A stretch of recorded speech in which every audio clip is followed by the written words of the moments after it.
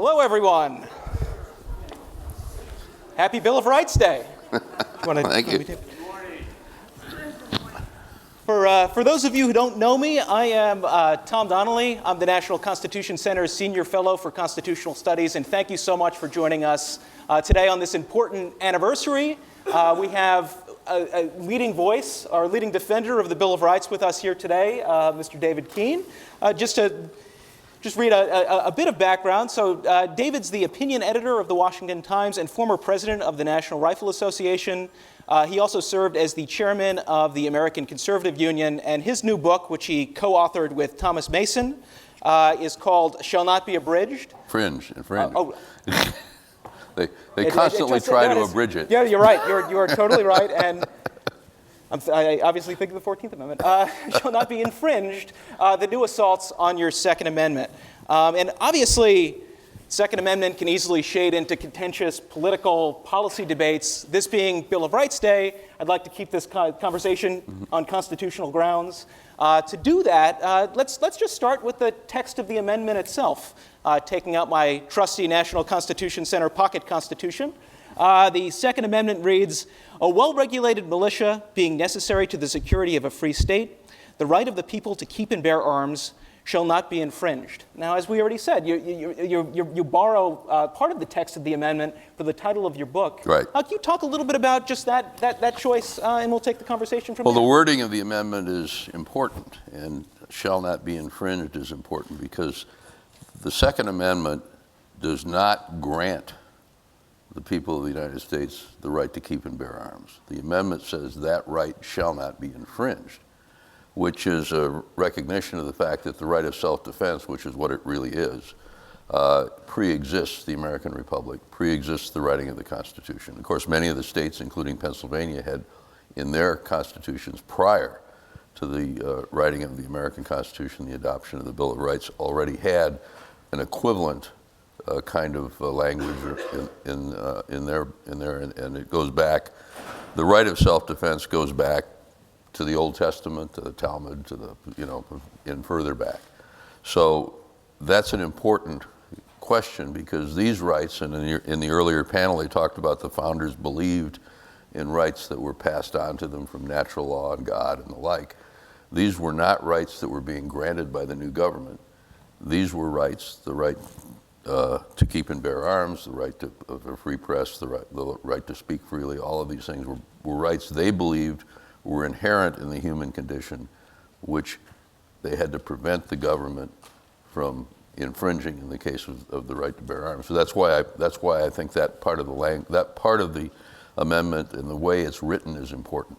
Yes, and I mean, there is so much vibrant scholarship now around state constitutionalism. Justice Alito himself, in his opinion in the McDonald's case, relies on some of those state constitutional provisions to argue that the individual right to keep and bear arms is deeply embedded in the American Constitution. Right. The whole question of the meaning of the Second Amendment was not really studied until relatively recently. There were no decisions on it. There were no court decisions. I went to law school a long time ago, and you would have thought that one didn't exist. They just passed over it. We don't need to get to the 10th Amendment. That didn't exist either. But it wasn't until relatively recently that people began looking at the history. And of course, in a large sense, Justice Scalia's theory of what the Constitution means and meant had a great bearing on that because that drove people back to the history. And as they studied the history, they realized that this common sort of this common wisdom that the Second Amendment didn't mean much was wrong. And as the scholarship developed, I know at one point that the folks who wanted a much more restrictive view of the amendment went to Lawrence Tribe at Harvard, and he got back to him and said, I'd like to agree with you, I don't like guns, but unfortunately, the founders didn't. And that as we look at this, we realize that it is what the Supreme Court eventually said it was in the Heller case. And can you just talk a little bit about, so for the framers, both at the original founding, but also after the Civil War and Reconstruction, can you talk a little bit about why this value was deemed so fundamental? Why it was so sort of worthy of protection? Well, it's sort of in the American DNA. This is a nation that was founded because the citizens were armed. We sometimes forget, but that confrontation at the Concord Bridge came about because the British decided to confiscate the ammunition. The guns were in private hands, but the ammunition was in the storehouses, and if they could get at the powder, they could essentially disarm the American people. That was what resulted in the shot heard around the world in the Revolutionary War. So that and the settling of the West, all the things that went on, imbued Americans down deep with a real sense that this is an important part, not just an important part of our history, but an important part of what we are. And the Second Amendment came to symbolize far more than guns, far more than the right of self-defense. It came to symbolize a certain view of the responsibility of people to defend themselves, their families, their communities, to rely on themselves, not on government. The NRA, which I headed for 2 years, was founded after the Civil War, interestingly because it was founded by several Union officers in New York, because it was their view that the Civil War had lasted 2 years at least longer than it should have, because Union soldiers weren't very good with firearms. Reason for that was that the Union was recruiting and then later drafting first-generation immigrants from Europe in the newly industrialized cities of the North. And many of these people had no firearms tradition they couldn't hunt, they didn't have, citizens weren't allowed to have firearms. And in many cases, a Union soldier didn't get a chance to fire a gun until he was in battle. And that's not a good place to learn. So the saying at the time was that a Confederate soldier was the equal of 3 Union soldiers, but the Union had 5 soldiers, for every one of the Confederates. And so 2 of the first presidents of the NRA were Phil Sheridan and Ulysses S. Grant of the NRA. Mm-hmm. And it was their belief that, one, the tradition I was just talking about was being lost because of the changing population, and they wanted to make sure that new Americans, as well as those that had been here for generations, appreciated and understood firearms. And I mean, one of the significant features of the shift in Second Amendment scholarship was it wasn't just Lawrence Tribe, but it was other professors who were often affiliated with or thought of as being more progressive, like Sanford Levinson, like Akil Reed Amar, who will be here later today. And I'm actually a student of both of them from when I was in law school. But one key feature, too, of Professor Amar's scholarship is sort of rooting the fundamental nature of the individual gun right also in the experience of the newly freed slaves after the Civil War. Yeah, if you go back to the history of gun control as opposed to gun rights, it's come across in several waves. And the first wave of gun control legislation came about right after the Civil War. It was one thing to free the slaves. It was another thing to give them guns. And so in the South in particular, there were all of these laws that were established to keep firearms out of the hands of the newly freed black Americans. And of course, part of the civil rights movement from then on was involved with firearms. It's why Condoleezza Rice, our former Secretary of State, was asked about the Second Amendment. And she said, as far as I'm concerned, I'm an absolutist on that question, because she remembers hiding under the bed as a child while her neighbors stood on the porch and around her house with shotguns and rifles, and the Klan marched. So that was the first wave of gun control legislation. Then we had the banning of automatic weapons during the Capone era because of the visibility of the fellows with machine guns. And then we had the crime bulge in the riots of the late 60s, which resulted in another wave of gun control. And during that whole period, things changed. I mean, the attitudes changed because the Second Amendment was not only not mentioned, but uncontroversial up through the 60s. And the NRA reflected that. Hubert Humphrey, John Kennedy, both Roosevelts, they were all members of the NRA. The NRA and other gun groups, there were no lobbyists, there was no disagreement to speak of, but as what now become known as the cultural wars broke out in the late 60s, all of a sudden there was not a shift of opinion, but certainly in the urban areas, a development of opinion that it was anti-Second Amendment, anti-firearms, so that you had a situation in which, in 1968, the Johnson administration put through Congress the most restrictive firearms laws ever adopted in this country. It was called the Gun Control Act of 1968. And the polls showed that most people supported gun control. Those were good words. A year or so later, after Johnson left office, and incidentally, some of the research since then shows that one of the motivators for Johnson was that opposition to the Second Amendment was beginning to become sort of a liberal left mantra, and that one of his motivating factors was these people were all upset with him because of that war over in Asia, and so he thought maybe this would make him happy. That didn't work, but he tried. So a year later, Richard Nixon's Attorney General, Elliot Richardson, appointed a commission which then recommended that the Justice Department within 10 years ban the manufacture, sale, or possession of all handguns in the United States. So anybody who was around at that time, and most of your audience is younger than that, so they weren't, but some of us were, if we were asked if by 2015 the Supreme Court would have certified the meaning of the Second Amendment to guarantee the right to keep and bear arms, and if, for example, in all 50 states there was some form of a concealed carry law allowing people to carry concealed handgun for their own protection, we would have laughed. Because we at the NRA got into the whole thing because very powerful Democratic congressman who's just retired a few years ago, John Dingell of Michigan, came to us and said, you know, you can train all the people in safety that you want. You can provide people with technical information. You can do all the things that you've been doing for 100 years. It isn't going to matter because nobody's going to have a gun. So unless you step up and defend the Second Amendment, it's not going to mean a thing to anybody. And so that sort of changed things in the 1970s. And since then, everything's been reversed. So that today, and those of us who are strong Second Amendment believers were encouraged by a couple of recent polls during the campaign that the age cohort that is least likely to favor additional restrictions on firearms are the youngest Americans. So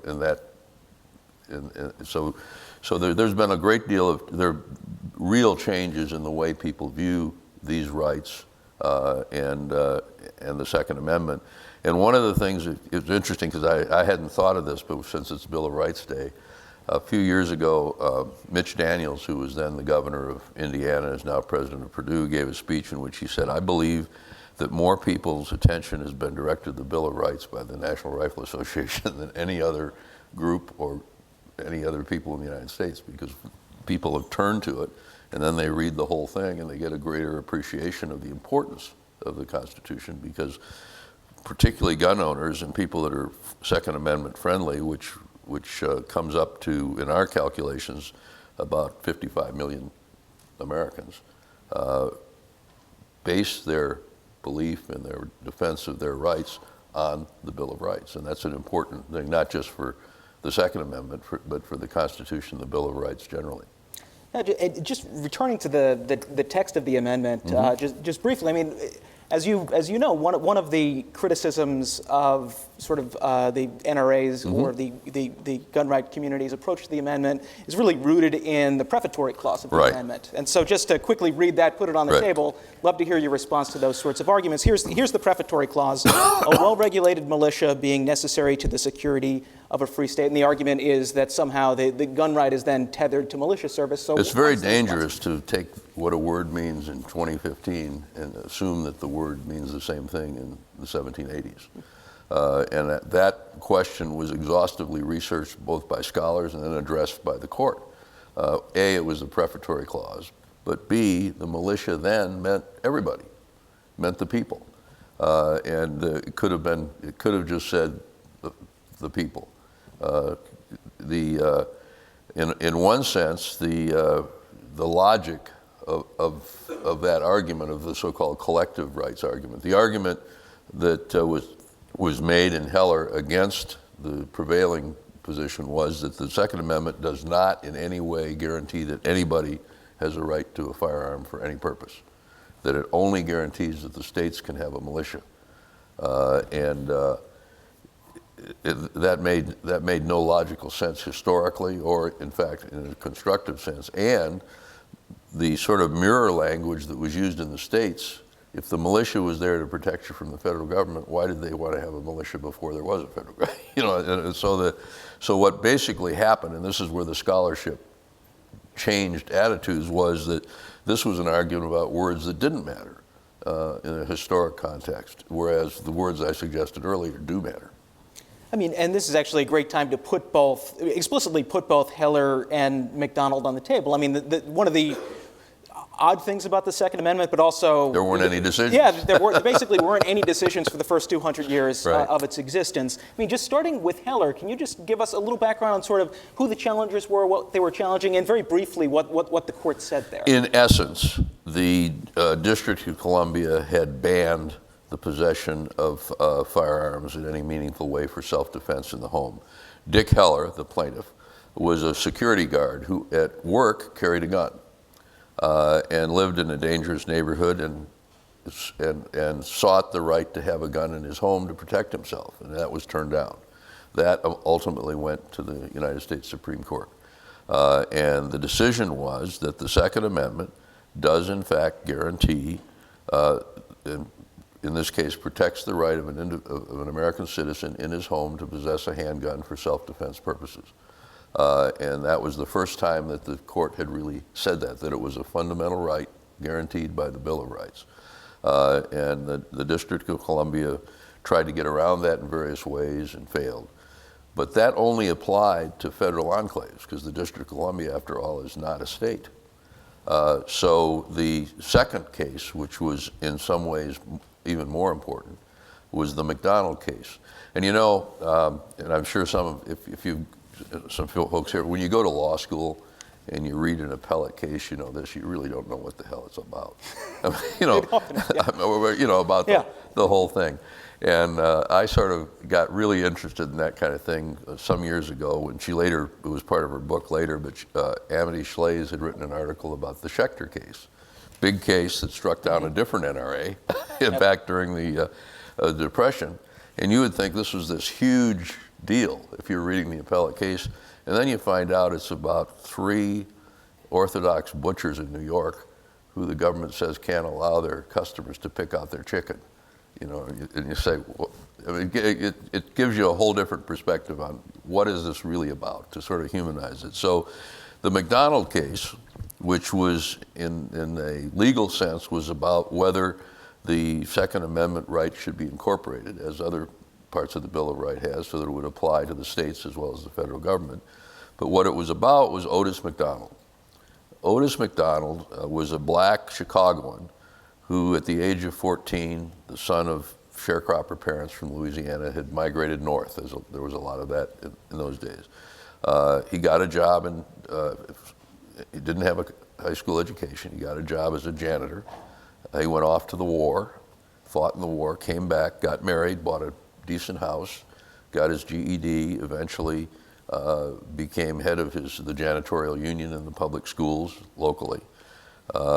His kids were grown, his wife had died, and his neighborhood, which had been a pretty decent neighborhood when he bought the house in the 1950s, became the home of gangbangers and drug dealers. So he applied to the city of Chicago for the right to keep a gun to protect himself, and they turned him down. And he took that to the Supreme Court. And he said he took it to this because he was also a student of history. He said he went to the Supreme Court because of his right, the right of other people in Chicago, but also because he knew where those laws came from. And so he said when he sat in that courtroom, as it was argued before the Supreme Court, he thought he was a representative of those people after the Civil War who were told they couldn't defend themselves either. And of course the court found that incorporated it. There was a big dispute about what course to take, and that really isn't relevant here. But once that happened, the right became live. And I liken it to the First Amendment in 1920 the right to free speech portion of the First Amendment. We knew that it existed, but as you know, there weren't many court decisions up to that point. So you knew that that the Bill of Rights guaranteed the right to free speech, but what did that mean? Because as Justice Scalia noted in Heller, every fundamental right is subject to reasonable restrictions. So in the case of free speech, we know the sort of outlandish extreme example. Just because you have the right to free speech doesn't mean you can yell fire in a crowded theater. But there were 100 cases that had to work their way through the courts. Can they license your speech? Can they restrict where you can speak? All the things that went on. The Second Amendment today is where the First Amendment was in the 1920s, because the court has said, okay, it's a fundamental right. Now what? What does that mean?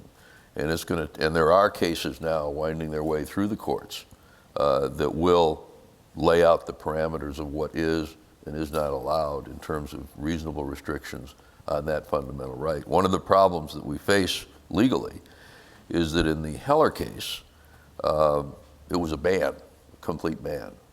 So the court didn't have to specifically, although some would argue it didn't have to specifically, address the question of what level of scrutiny courts had to apply to restrictions on that right. Because, I say, maybe they shouldn't have had to, because in the case of fundamental rights, which they declared that it was, the courts are supposed to look at restrictions with what we call strict scrutiny. Since Heller, because they didn't have to answer that question, some of the lower courts in different parts of the country say, well, they never said we had to do that, so we're not going to do it. So you've already got, for example, cases, the two kinds of cases that I can mention are, one, the so-called assault weapons ban, basically the ban on the semi-automatic AR-15. Some jurisdictions have said that's reasonable, and others have said it's unconstitutional.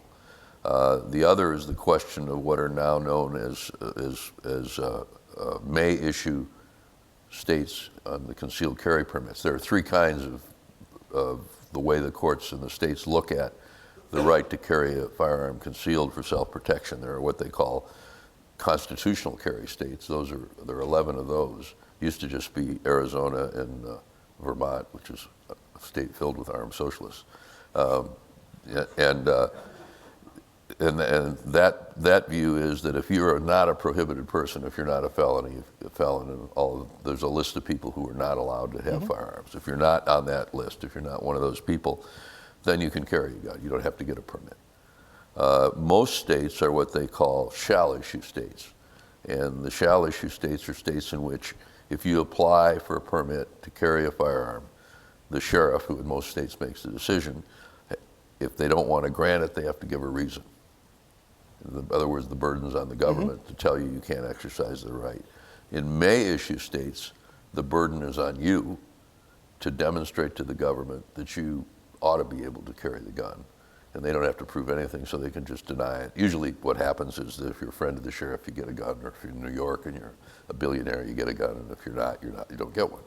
So the legal argument there is, what gives the government the right to force a citizen to try to prove that the citizen has a right to exercise a right guaranteed by the Constitution? Well, courts have come down differently on those things now. So this is going to take a long time for the courts to sort of straighten out.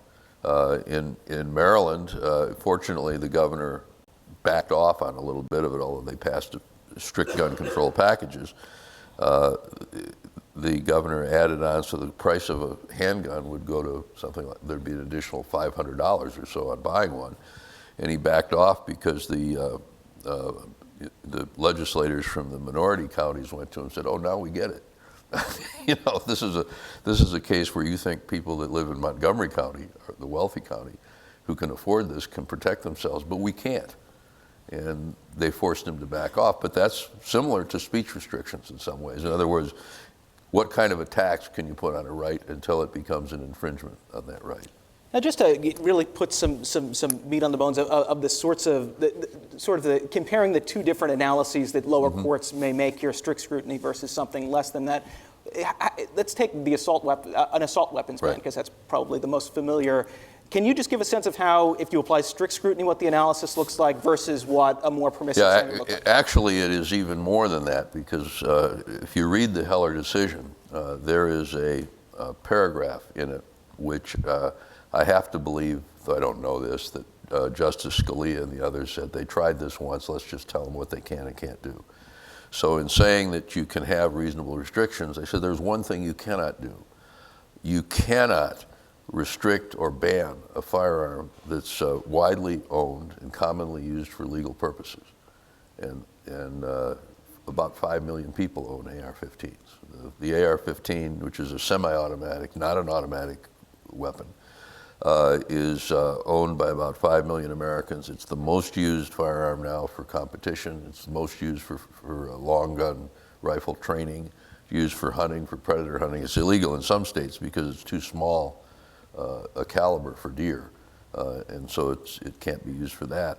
And it's also used widely for self-defense purposes in the home. So the court was saying you can't do that. Under strict scrutiny, you would then have to take a case like the concealed carry law. If I said I wanted to deny you, and you challenge this in a may issue state, if the courts look at that with strict scrutiny, they'd have to say, does that accomplish a legitimate purpose? Was there another way to accomplish that? And why does this work? In Virginia, the legislature stood up and stopped it, but in Virginia last year, the Attorney General decided by executive order or regulation that Virginia would no longer recognize the concealed carry permits of people that are issued in 25 other states, which would have affected about 6 million people that travel through Virginia. And a Washington Post reporter asked him at the press conference, Mr. Attorney General, can you name one crime that would have been prevented had this been in effect before, or one crime that you think will be prevented because you're adopting? He said, no, I can't, but that's not the point. Well, if you're looking at that from a strict scrutiny point of view, you'd say, oh, but that is the point. And that's where you get into it. So you'd have to look at it. The fact is that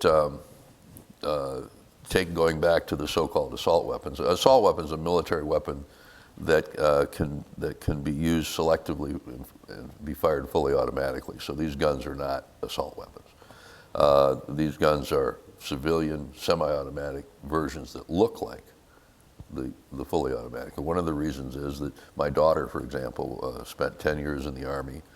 She did 2 tours of Iraq and 1 of Afghanistan. She owns 1 gun. It's an AR-15 because the fully automatic military version was something she relied on to protect her and to save her life while she was in the military. And now as a civilian in her home, she's got a semi-automatic version of that. And she also knows it, loves to shoot it.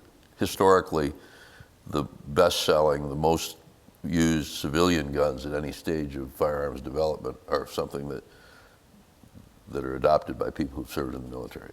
So that's the reason for that. But going back to, if you're looking at it with strict scrutiny, you'd say, now are a lot of people killed with these guns? And the answer is no. In fact, according to the FBI, each year more people are beaten to death in this country than are killed by all long arms, shotguns, rifles, assault weapons, the whole thing. So they'd say, now, does banning this for all these people accomplish a real purpose? And if you're looking at it with strict scrutiny, the court might say, no, it doesn't. So but those questions, they become empirical questions in many ways when you're really looking at it that way. You can't just say it's a good idea. You have to be able to prove it is. And one of the reasons that the pro-Second Amendment people have won most of these debates is that the evidence is not there in terms of most of the proposed restrictions. There's no real evidence that would do any good. And if you're a federal judge with a body of law and you're required to use strict scrutiny, the fact that you can't prove that it would accomplish anything is a reason not to find it constitutional. And just to sort of test the bounds of the Second Amendment a bit more, let's just tick through a couple of other traditional policy approaches. One being, what sort of, in your view, constraints does the Constitution make on the government's ability to ban certain prohibited purchasers of firearms? For instance, violent felons. But where does there's that an entire boundary list exist? Yeah. of people who are prohibited. The biggest gun seller in the United States is Walmart. Unusual, but I guess they sell most everything else too, so why wouldn't they be the biggest gun seller? Most people, and their first firearm particularly, they buy it at a Walmart or someplace like that, and they undergo a background check. There is a list of 10, 12, 13 categories of people who are not allowed to purchase a firearm. The most obvious one is somebody that is a felony, has been convicted of a felony, is denied their firearms rights for life. Anybody who's been adjudicated to be mentally potentially dangerous is not allowed to purchase a firearm. They've tried to expand this in many ways so that now they've got some misdemeanor cases and the like. And my only problem, in fact, I met with a group called the Prosecutors Against Gun Violence that's headed by Cy Vance, the DA in New York. And the folks, the Bloomberg people came to this meeting and said that did I think there were circumstances under which you could either permanently or temporarily ban someone from owning a gun? I said, yes, we do. And they said, okay, well, we'd like to ban guns for anybody that's picked up for DWI. And I said, well, do you have empirical evidence to suggest that if somebody had one beer too many, he's going to shoot up a mall? And, well, no, but it'd be a good idea. Well, the problem is that we have always been against treating people as members of groups. And so, as an example, going to the prohibited people that are prohibited on mental grounds. During the Clinton administration, there was an attempt to put a lifetime ban on any military person who had ever had counseling, which from a practical standpoint would mean you're not going to go to counseling. Mm-hmm. But from a broader perspective, we thought was depriving somebody of a constitutional right without due process. So the NRA went to Congress and got that restricted.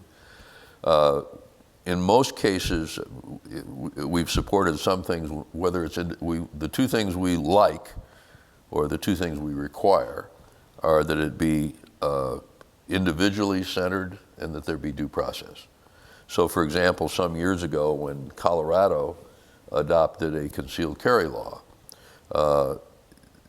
in most states the decision is made by the sheriff of the county on the grounds, the historical grounds that he's got a better understanding of what's going on than others. We supported what became known as the naked man rule. And it was thus named because the hypothetical was if the sheriff gets an application from a fellow who's never been adjudicated mentally at all, but is sitting on the courthouse lawn naked wearing a tinfoil hat and talking to Martians, he might want to decide that maybe I shouldn't give this guy a gun. Well, then the law requires that that the guy has the right within 48 hours to go before a board and demonstrate that he does have the right. Well, that seemed to us to be a reasonable kind of thing. If there's an individual who is exhibiting some potential for dangerousness, you might want to take a look at him. But to simply say that anybody who's had psychological counseling or anybody who, most of the mentally ill, there's a very small percentage who are dangerous, but most of the mentally ill are as likely to be victims of crime as perpetrators of it. So we like to look at these. We think what you need to do with a fundamental right is apply it not to groups, but to individuals. And one of the problems we've always had in this country, frankly, is we've always tried in one way or another to predict who's going to be the bad guy. So, gee, it's poor people, it's black people. It's in the 70s, there was a criminal chromosome that was the rage for a while, the XYY chromosome. And that you could identify people when they were children who were likely to be violators of the law when they grew up. And fortunately, there were physical characteristics, red hair and freckles. My reaction was, well, there go the Irish. We got rid of the poor, the black, now the Irish, know. Yeah. And so you can't do it that way. Not if you're dealing with fundamental rights of the American people. You have to have due process, and you have to deal with individuals. I had this conversation with Mr. Vance when we were doing this, because I said that, and he said, "We sort of agree, we agree with that." And I said, for example, even in the most what looks to be the clearest case where you should be a prohibited person, and that's a felon. Now, obviously, if you're a gangbanger, you've used a gun, you've done all these things, I think a ban of firearms for life makes some sense. But what about a 5'6" accountant who in 1970 embezzled money from a Christmas card company? Is that a dangerous individual? Well, we don't get into that question because then they'd say, well, the NRA defends criminals. But the same question arises. The real question is dangerousness. And when you're dealing with a fundamental right, you don't want to take those rights away from people who are not and don't have aren't likely to abuse them in a dangerous way. And what about something like background checks before purchasing? What sort of bounds might the Constitution place on those sorts of things? You undergo a background check if you buy a gun. You know, after the 1968 Gun Control Act was passed, there were no definitions of anything. And so it was really up to prosecutors to decide who were dealers and who weren't, and who was doing it illegally. And there were prosecutions of people who gave guns to their grandchildren, gun collectors mostly in those days. And finally, the Senate, actually when Birch Bayh from Indiana was the chairman of the committee, took a couple of weeks and said, what is it that we're trying to accomplish here? And they came up with the current rules.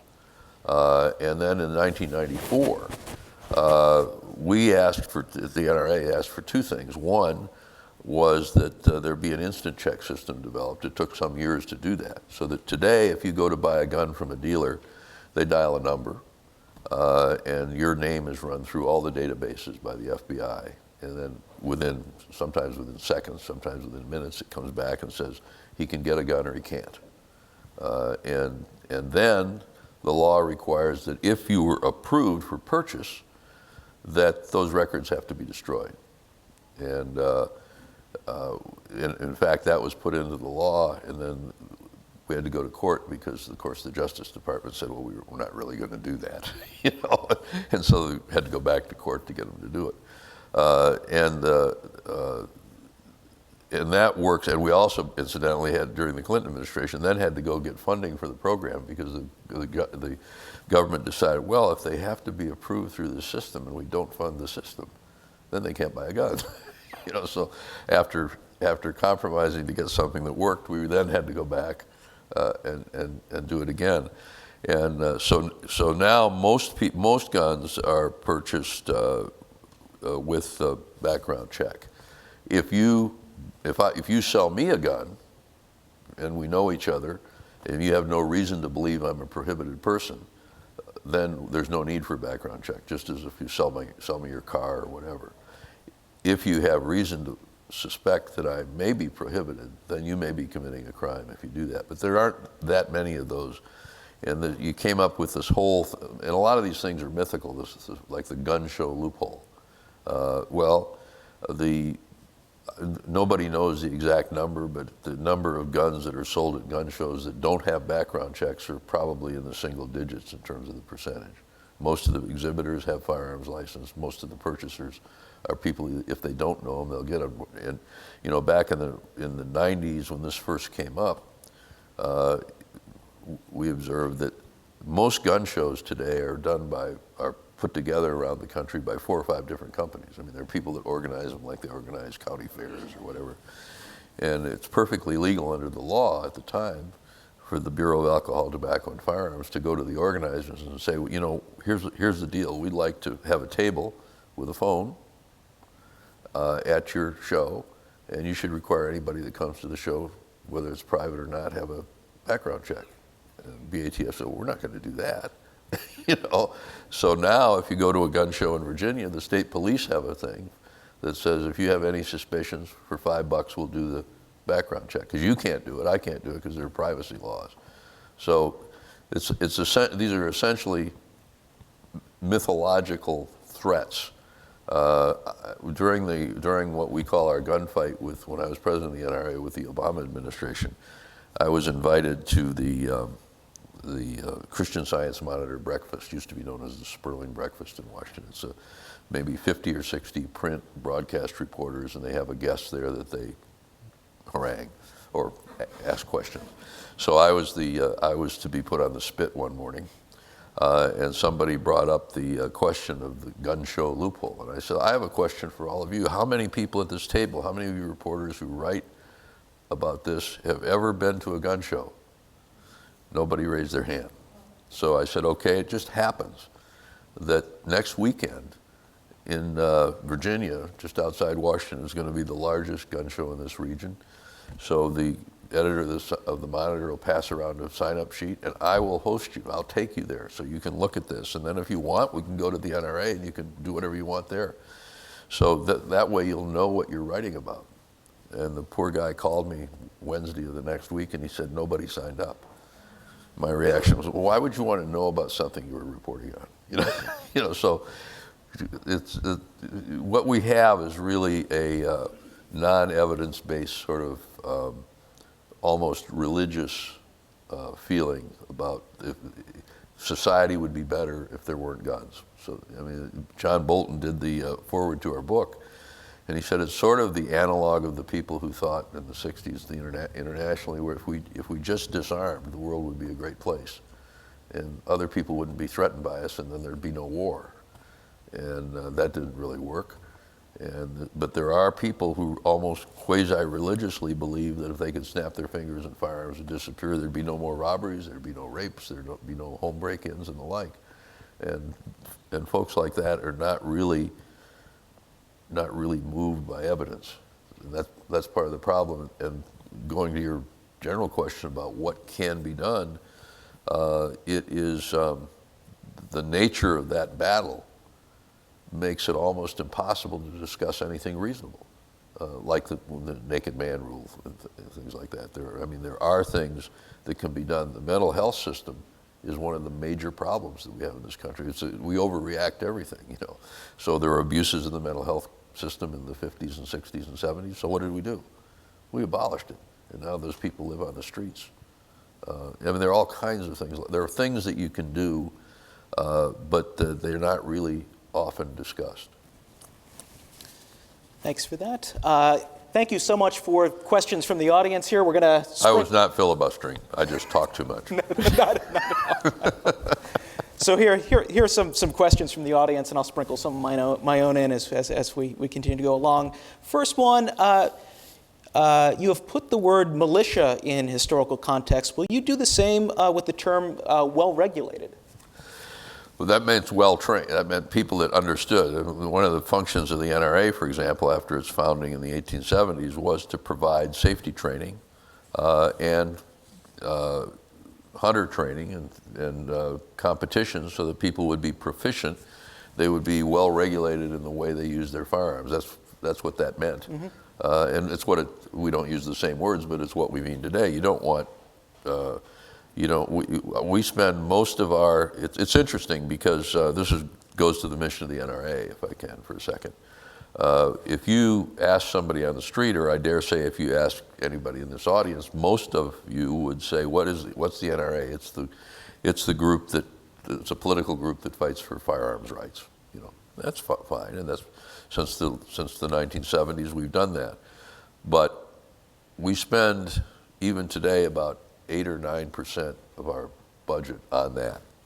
The rest of the money that we raise and which our members benefit our members is safety training, firearms training. We run competitive matches, the National Police Championships in Albuquerque, all these kinds of things, which is the historic mission of the NRA. I dare say if there are some people in the audience my age who started hunting or were Boy Scouts back when they were in their younger days, probably got their training from the NRA. We've got something like 70,000 certified trainers in the country, a program which began because we're now in a new century, so a couple centuries, the turn of the previous century, the Boy Scouts had a merit badge for shooting, didn't know what that meant.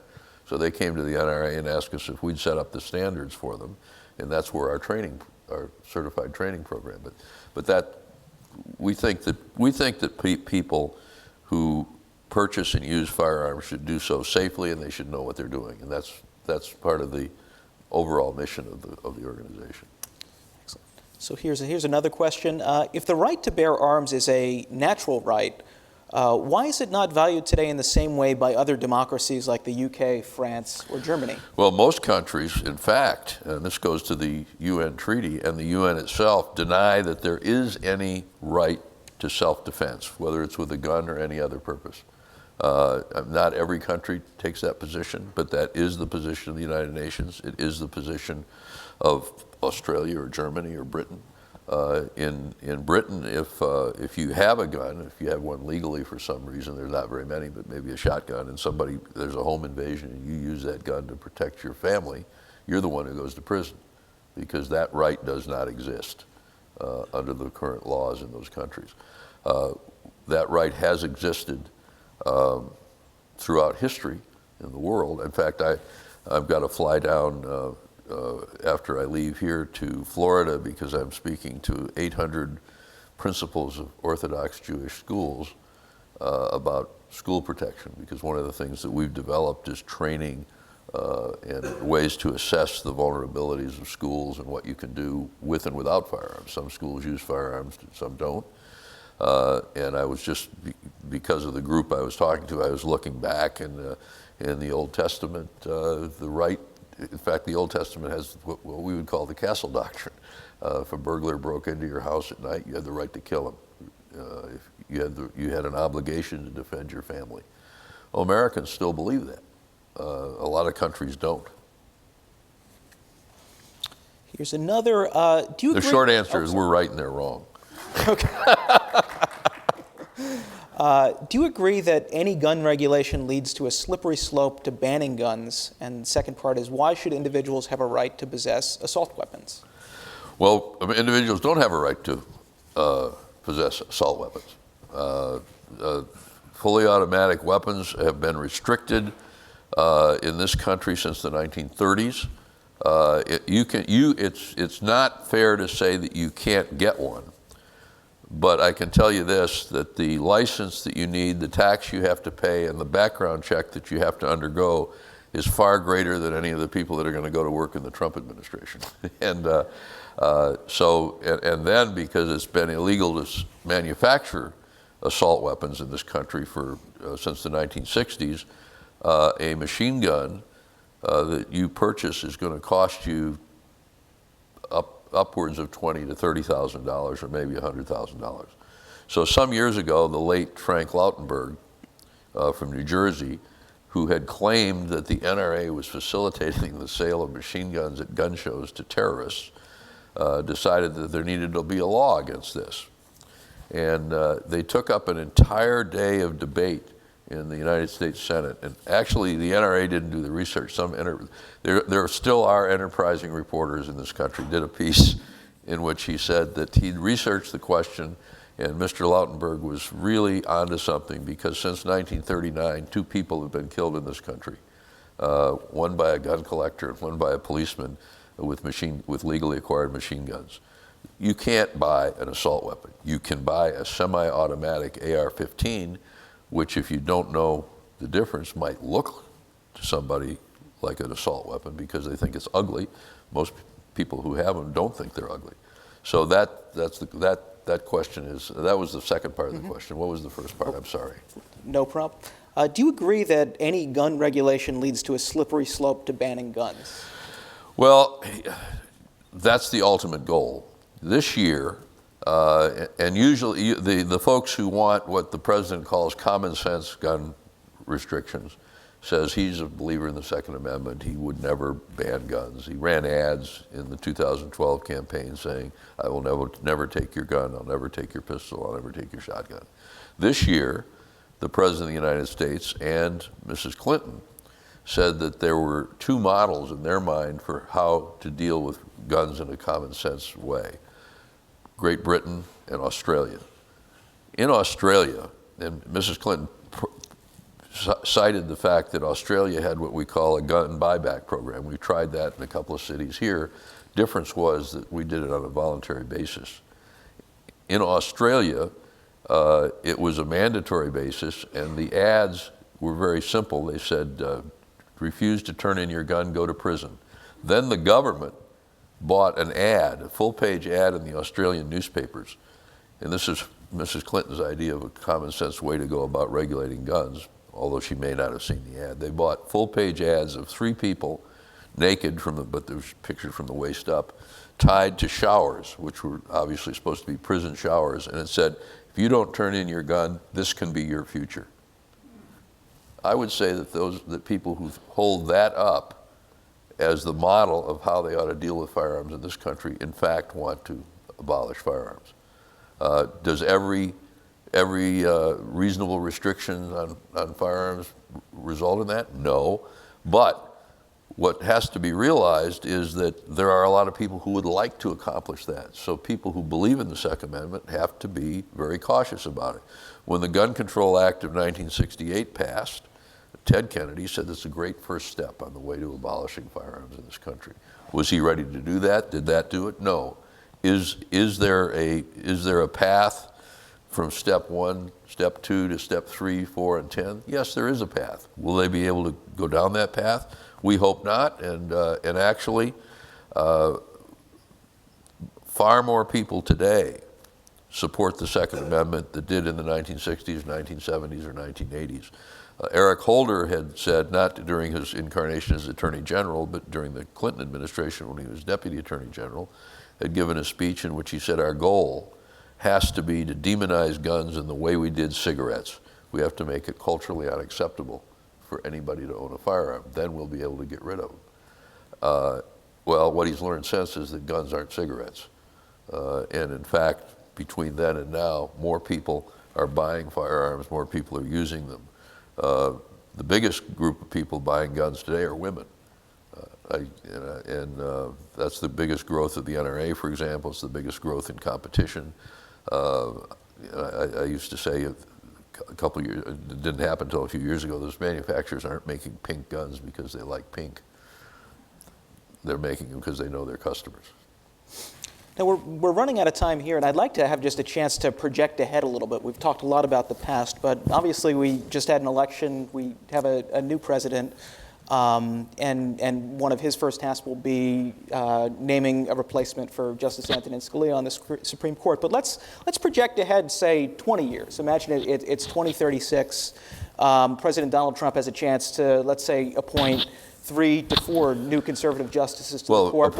Appointing one won't do it because, as I said, the question is what kinds of restrictions will be found to be reasonable by the court.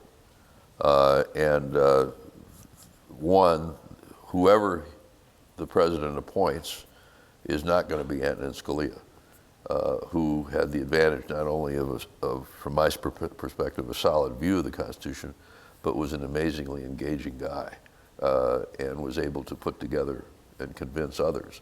There are others on the court who might have voted. Anthony Kennedy, for example, might have voted and did vote with the majority in Heller, but might not do the same on some of these other questions.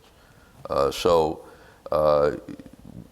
first appointment protects what's already been done. The second appointment will determine the outcome of a lot of those cases that we talked about earlier once they reach the court. And I fully expect that there will be more than one appointment, and that'll happen. So I think that at some point we get a court that says you have to employ strict scrutiny in looking at these restrictions on fundamental rights. That would be the court goal. But a lot of these decisions are going to be made by the lower courts, so those appointments are also important. And the real questions are going to, the real fight on these questions is going to take place in the state courts. Those are the people that do the regulation. Congress is not going to adopt any of these things. That's not going to happen. So that's where I would see that situation. And then, just briefly, I mean, if strict scrutiny ends up applying in this situation, what existing regulations do you see perhaps falling by the wayside? I could see, Yeah, it's you don't know. I totally understand that with that caveat. If they appointed 6 justices, you still wouldn't know. Yeah. But I would think that the challenge to may issue states on concealed carry could be at risk from the standpoint of those states. I think the jurisdictions that have found it reasonable to ban the AR-15 will find that other jurisdictions would be upheld where they can't do that. Most of the existing regulation, I spent a lot of time talking to law school classes, and sometimes law students think more clearly than we do. And actually, a court that he appoints might be less likely to do this, but I was addressing a Georgetown class not too long ago, and one of the students, a black female student, said, let me just ask you, if this is a fundamental right,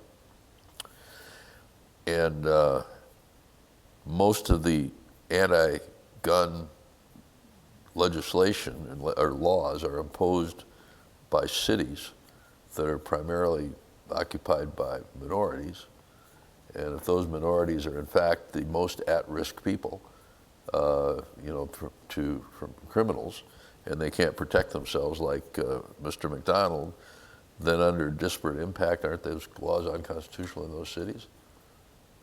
I never thought of it that way. Creative argument. Yeah, it is. It's a creative argument. So you don't know what's going to happen. But I suspect the sort of battle over guns is not going to end because both sides feel strongly. I do think that as it becomes clear, if the court makes it clear that the Second Amendment is not going away and it's not going to be rewritten to allow you to do anything you want, that there could be a place where you can start discussing what's reasonable. And that would be a healthy development rather than an unhealthy development. There's still going to be other things. Mr. Bloomberg and his friends spend a lot of money. I don't know what he spent this year, but in the previous cycle, in the off-year elections, he spent $60 million and has tried to come up with other creative ways to sort of go after the Second Amendment. So you're going to have that. You're still going to have the machinations at the United Nations, although the current treaty, which was signed under the Obama administration and sent to the Senate last Friday, is not going to be ratified. The Senate could do two things. It could, because as you know, treaties live in perpetuity. And we're still arguing about the law of the sea treaty that was negotiated in the 1970s. So the Senate could bring it up, vote it down, and thus drive a stake through its heart, or the new president could withdraw the American signature from the treaty. But there are all kinds of international things. For example, under that treaty, and it is even if you don't sign it, one of the requirements, if they could ever actually enforce it, is that a signatory is not allowed to ship firearms to a country that's seen as a human rights abuser. The UN Commission on Human Rights has taken the position that a country that allows citizens to own firearms is a human rights abuser. So technically, it's conceivable under the treaty that the countries that produce a lot of the finest sporting arms in the world, Turkey, Spain, Italy, Germany, would not be allowed to, or could be argued that they shouldn't be shipping firearms to hunters and shooters in the United States because we're a bad guy in terms of the UN. So there are all kinds of things. There's now a group of big law firms that some of their partners are getting together and saying, aren't there ways we can find ways around this and we can sue all these people? That was the big controversy between Hillary Clinton and Bernie Sanders, as you'll recall, during the presidential thing, because Bernie Sanders had voted not to allow lawsuits against gun companies that were not for manufacturing bad products or anything like that, but to say that guns were bad, and they never expected to win those, but they expected to break the companies. And I think they're looking at that again as a way to do it. Because when you hear this talk, I mean, somebody said, well, aren't they? Maybe these lawyers are like the cigarette lawyers. I say, well, the difference is the cigarette companies had money. The American gun companies, I don't know how many times Winchester's gone bankrupt, but these are companies that they have big names and much smaller capacity and much smaller purses from which you can get money. Excellent. Well, for those of you hungry for more information about the Second Amendment, shameless plug to check out National Constitution Center's Interactive Constitution at constitutioncenter.org. It's a short one, so you can. Yeah, no, but we have essays by a leading conservative scholar and a leading progressive scholar, Nelson. And you don't have to read a lot of cases. Yeah, exactly. Yet. Nelson Lund, Adam Winkler, you can get the best arguments on both sides. You could trace the state constitutional roots of the Second Amendment and the gun rights around the world, all at the Interactive Constitution, or download it at the App Store or Google Play. But I have to. Quick plug, or I have to. Well, yeah, you can buy my book. Yeah. That's important to me and my wife and my publisher. But the Constitution Center is an important place, and I just want to. I've got a friend here who he and his wife had come here from Italy, and 10 years ago he came to the Constitution Center and walked out and said, "I'm going to apply for citizenship now." Oh, that's great. So that's wonderful. that's an endorsement. I think he's here. Rob, stand up. So he's an American citizen because of the Constitution Center. Well, that's terrific. Thank you so much. And David Keene, thank you so much for this terrific discussion. Definitely check out the book. And again, happy Bill of Rights Day, everyone. And Merry Christmas. And Merry Christmas.